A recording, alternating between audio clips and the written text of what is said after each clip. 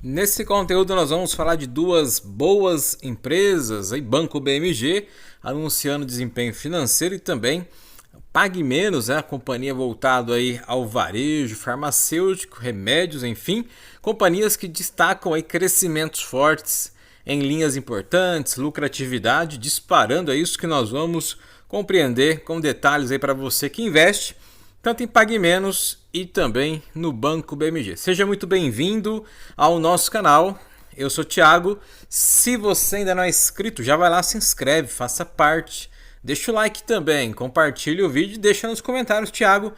Tenho o Banco BMG na carteira, estou satisfeito com a companhia, tenho aí Pague Menos também, deixa nos comentários. A gente começa entendendo aqui um pouquinho do Banco BMG, né? Tivemos aqui o desempenho financeiro que o banco anunciou do primeiro TRI agora 2026, né? O que destaca aqui principalmente caixa livre, né? Caixa livre aqui crescendo 64% quando a gente compara primeiro TRI 2025 aqui com o primeiro TRI agora 2026, tão forte crescimento no caixa livre da companhia. Os ativos ficaram praticamente inalteráveis, né? Teve aí uma queda na carteira de crédito total, mas o banco conseguiu aumentar a sua rentabilidade em linhas importantes de negócio, a gente vai conferir.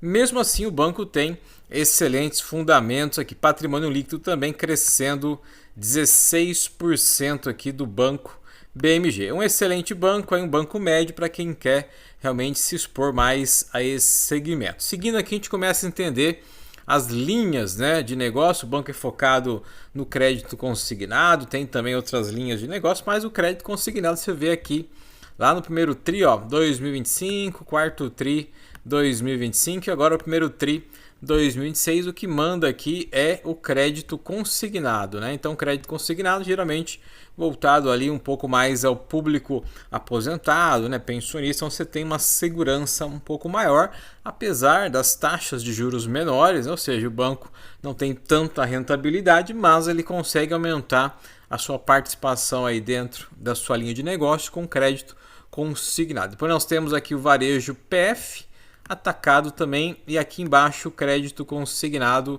nos Estados Unidos também, que tem uma boa representatividade, mas mesmo assim você observa que o crédito nos Estados Unidos aqui vem dando uma diminuída aí em comparação desde o quarto TRI, né? Vem caindo aqui um pouquinho o crédito consignado lá nos Estados Unidos. Seguindo aqui a gente fala um pouquinho da parte da carteira, né? Que nós temos os destaques da carteira de crédito, que está crescendo aqui é o cartão consignado benefício, avançando 15% na comparação trimestral, né? Vem crescendo forte. Crédito pessoal também, né? Vem crescendo aqui, 33%, vem avançando em linhas importantes.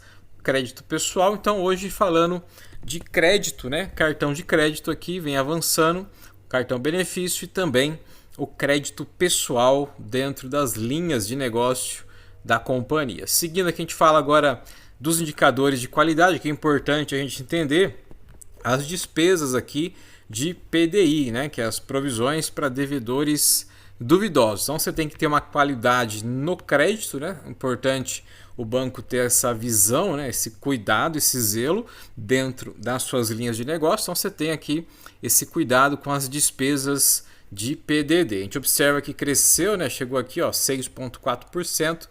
Teve praticamente se mantendo quando você compara com o primeiro TRI do ano passado. Mas você pegar aqui, segundo TRI e o terceiro TRI 2025, teve uma alta bem significativa. Então o banco acabou aumentando aqui as suas provisões, tá, para devedores duvidosos. Seguindo aqui a gente fala agora da parte da margem, né, que é importante. A margem financeira após o custo do crédito cresceu 10%. Quando a gente compara as bases trimestrais, as despesas também avançando aqui 10%. É um equilíbrio, né? O banco está investindo, está crescendo, acaba investindo um pouco mais. Mesmo assim, a margem financeira após o custo do crédito vem crescendo aqui cerca de 10%.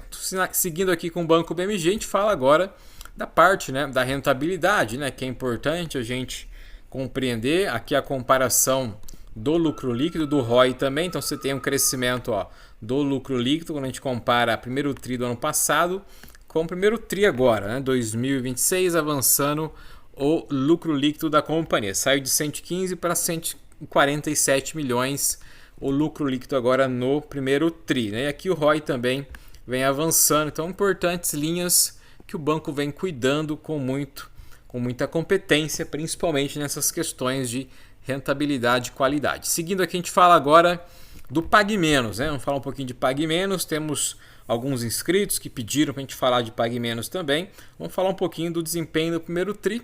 Vale destacar aqui o Pague Menos, 45 anos aqui vem completando, né? Então, uma homenagem aqui dentro do balanço da companhia. Seguindo aqui, a gente fala agora da receita bruta. Você tem crescimento de 14%, quando a gente compara o primeiro TRI do ano passado com o primeiro TRI agora. Então, cresceu 14%, mesmo assim caiu um pouquinho aqui em relação ao quarto TRI do ano passado. É importante destacar o crescimento, né, nas linhas de negócio, facilitam principalmente esse aumento da receita aqui do Pague Menos. Seguindo aqui, a gente fala agora das despesas, que é importante, né? Esse segmento tem bastante custo, principalmente a parte das lojas. Então nós temos as despesas operacionais aqui chegando a 24%, praticamente seguindo em linha do que aconteceu lá no primeiro TRI do ano passado. Então se mantendo nessa faixa de 24% as despesas operacionais. Aí a companhia destaca também a parte da operação, né, despesas com venda. Então existe um custo ali operacional dentro das unidades, os estoques, enfim. Então tudo isso é colocado dentro da operação aqui da companhia.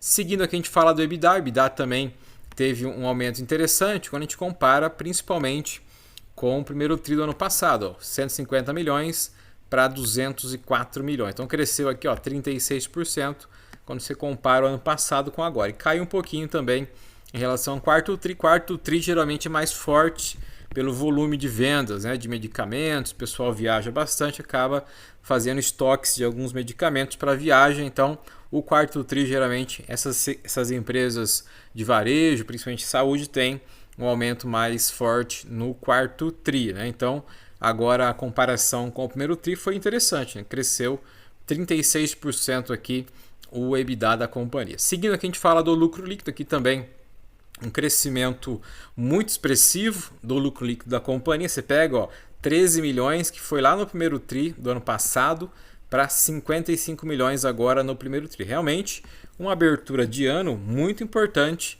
para a companhia, né? Fantástico, aqui cresceu 326%. Como eu falei anteriormente, o quarto TRI foi maior devido ali ao consumo, né, principalmente das pessoas, famílias que vão fazer viagem, enfim, estoques de medicamentos acabam elevando as vendas nessa indústria farmacêutica, principalmente farmácias acabam aumentando as vendas no quarto TRI. Mas quando se compara com o primeiro TRI do ano passado, realmente fantástico o lucro líquido aqui do Pague Menos. Seguindo aqui, a gente fala agora do endividamento, né? Aqui a companhia vem mostrando eficiência e principalmente controle, diminuiu, você vê aqui 1,9, está aqui a diminuição da dívida líquida total versus o EBITDA, então vem caindo trimestre a trimestre, desde o ano passado. Se a gente pegar primeiro TRI 2025 estava 2,8, reduziu para 1,9. Isso é importante e acaba aumentando a parte do fluxo de caixa da empresa, sobra mais dinheiro, ela consegue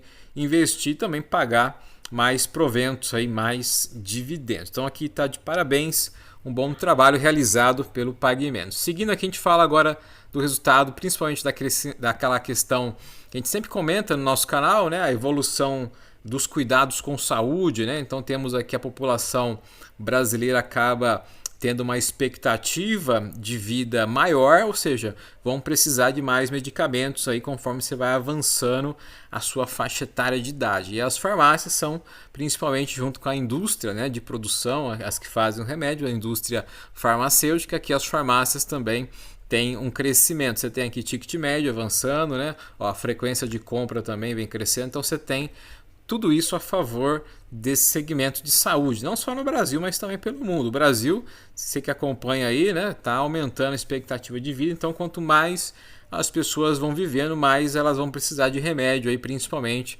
para cuidar da sua saúde aí no envelhecimento. Então o Brasil aí é um dos pontos fortes, principalmente na questão de saúde, né? Essas empresas tendem a crescer e manter bons níveis de rentabilidade aí nos próximos anos.